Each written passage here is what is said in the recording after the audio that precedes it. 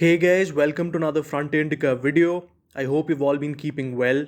Continuing with our recent trend in experimentation, today as well we're going to try something new. So a few days back, I asked our Twitter audience to post some questions which can be answered in a separate Q&A video. And these are the questions they've asked, and I'll name the handles before each question and then read out the question and my answer to the question. Here we go. The first question comes from a handle called at PRS316. The question is, what do you think about the future in the coming decades of the Indian Republic and Hindus? Well, I don't think that the Indian Republic can survive for too long unless a political leadership assumes power which has the willingness to push through with a very harsh set of painful course corrective reforms. And I am yet to see any kind of political discourse in our country which really begins to ask for this kind of shift to tackling these fundamental problems. On the other hand, fortunately, Hinduism has in many ways become much more widely distributed in the past few decades around the world, and thus its survival in future can also be continued in case of an extreme collapse within the Indian subcontinent. But let's try and make sure that it doesn't come to that and the situation doesn't get that bad. The next question is from at Lucas Rocksalt, Lucas Lucas Rocksalt. The question is, why is democracy bad, and how do we get people to read more NRX text like Moldbug so that they can understand why it's bad too? Also, when do we see a collab with other creators fighting leftism? Well, something being good or bad is a normative judgment. So, for some people, our current system of democracy is working spectacularly. For others, not so much. So, as far as my perspective on this is that I oppose it in the Indian context primarily because in our country it is extremely unsuitable to deal with such a heterogeneous, multi-ethnic, and semi-feudal society, if nothing else. Now, as far as the question of the NRX or neo-reactionary movement is concerned, I think that more people will automatically get exposed to these ideas, Moldbug, Nick Land, other authors in India, as the political discourse starts maturing and there's a rise in English language speakers and internet users, because those two things will also be very strongly correlated with people being attracted to that kind of content. Of course, a very small minority of them, but nonetheless. Regarding a collab, so something akin to what, I don't know if you want to, you'd specifically call it a collab, but something akin to that maybe coming very soon. So do keep your notifications on. No further comments. The next question is from at KNIPATKEBTUN. I don't know how to pronounce it, so those are the letters. So yeah, this handle asks, white pill, red pill के अर्थ भी बता देना. So a white pill is basically something which gives you hope for the future.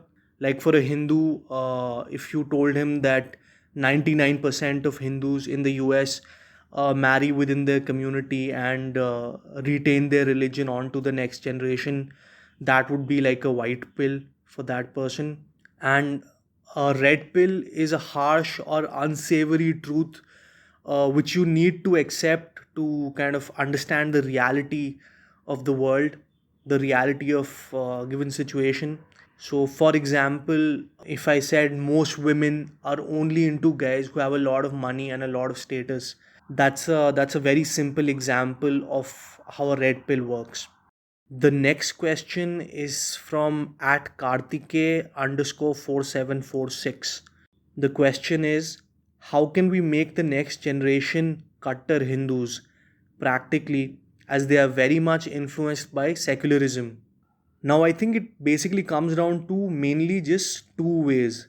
One is at the personal level, which is teaching and guiding close family members, your close friends, people in your society or neighborhood.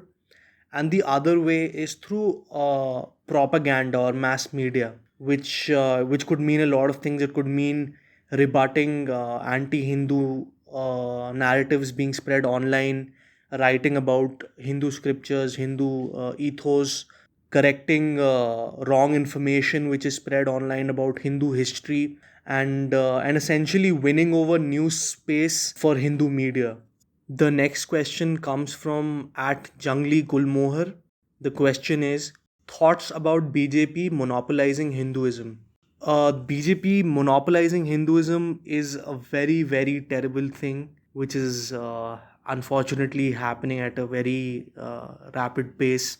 Now, if Hindus are not going to be wary about this, what they're going to end up with is that their own supposed messiahs will lead them straight to the slaughterhouse.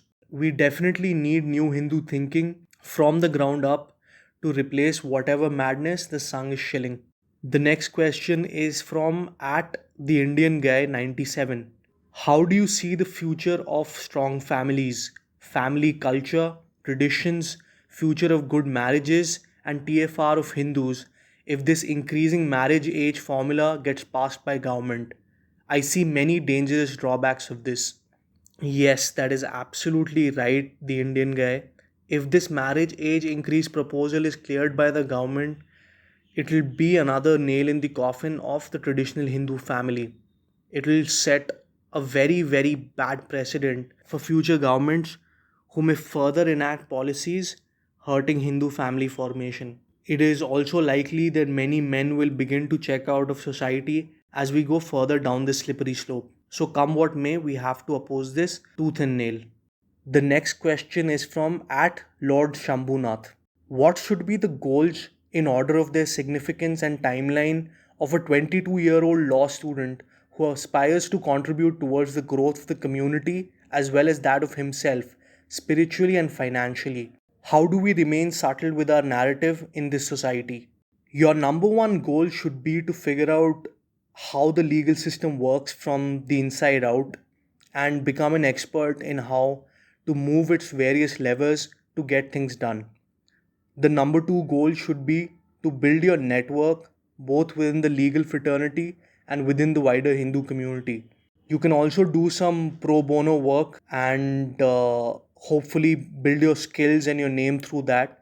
And eventually, a lot of people will be willing to pay you good money if you can actually provide them workable, sound solutions to their legal problems. Lastly, you can also make other Hindus more aware about their legal rights and which legal remedies they should resort to if they face any threat from the government or if they face any threat from any other communities. As far as the subtle narrative thing is going, well, obviously, like be smart about it. Don't go out and out saying things which might be construed as illegal or insightful to violence in the public or on your social media platform. Be smart about that. But as far as core issues are concerned, one good thing is that the Overton window is continuously shifting towards the right. So, a lot of issues which people may find unacceptable even to discuss right now, that might change in the near future. So just keep track of how that is working out.